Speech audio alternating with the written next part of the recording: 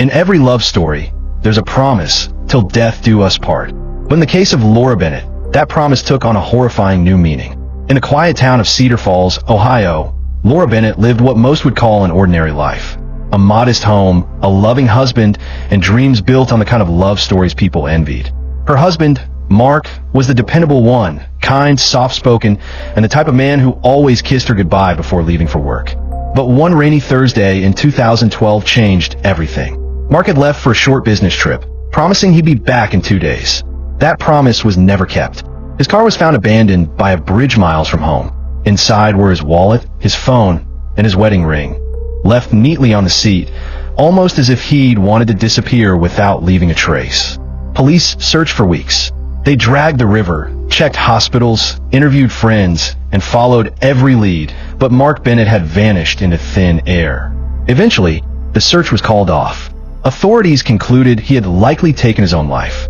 Laura, shattered and numb, could only cling to that explanation, because anything else was too painful to imagine. Months turned into years. Laura buried herself in work, running the small bakery they'd once dreamed of opening together. People in town admired her strength, not knowing that every loaf of bread, every morning smile, was a mask hiding the ache of losing the person she loved most. 10 long years passed before her past came knocking again, in the most unimaginable way. It was a quiet morning in 2022 when her phone rang. The voice on the other end introduced himself as Detective Morales from Indiana. His tone was steady, but his words made Laura's knees give way. "Mrs. Bennett," he said carefully, "we believe your husband is alive." The world around her went silent. For a moment, she couldn't breathe. It had to be a mistake, some kind of cruel prank. But the detective continued. A man matching Mark's description had been found in a suburban basement. He was malnourished, disoriented, but alive. The homeowner, a woman named Erica Walters, was dead. Laura didn't understand. How could Mark be alive? Why had he never come home? And who was Erica Walters? The story unraveled piece by piece.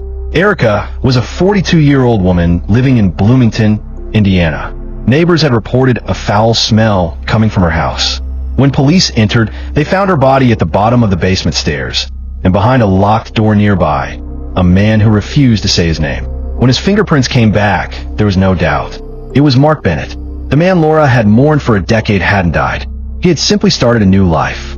Investigators soon discovered that after faking his death, Mark had moved across state lines under a new identity, David West.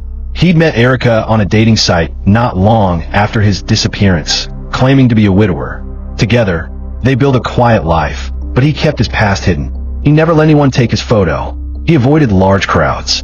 And according to Erica's friends, there were times she seemed afraid of him. Weeks before her death, Erica told a close friend she had found something. Documents that proved David wasn't who he said he was.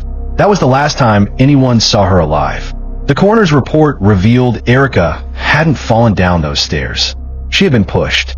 The bruises on her arms and neck told the story of a struggle. And police found something else. Life insurance papers naming David West as the sole beneficiary. When confronted, Mark claimed Erica had discovered his secret and locked him in the basement. But detectives knew better. The room where he'd been found wasn't a cell. It was a hiding place. He wasn't trapped. He was waiting. When Laura saw his mugshot on the news, her heart stopped. The man staring back at her wasn't the husband she'd loved. His eyes were cold, almost empty, the face of someone who had buried his conscience long ago. When the police asked if she wanted to speak with him, she hesitated, then agreed. The confrontation took place in a small gray room, with a pane of glass between them.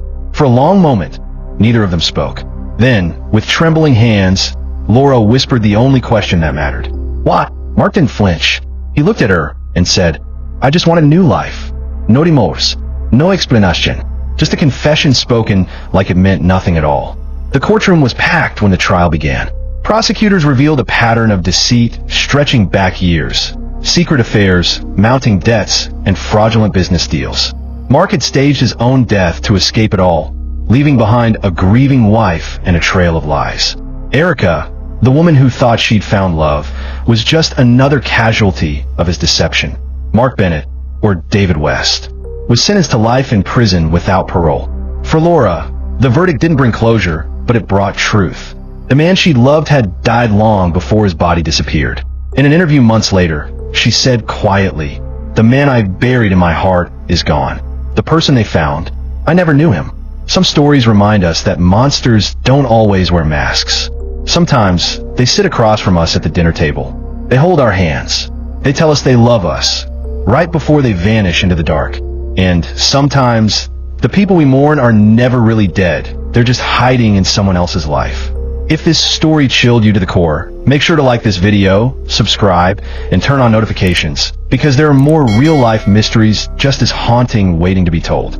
This is one of many true crime stories that prove love can be blind, but lies always find their way back to the surface.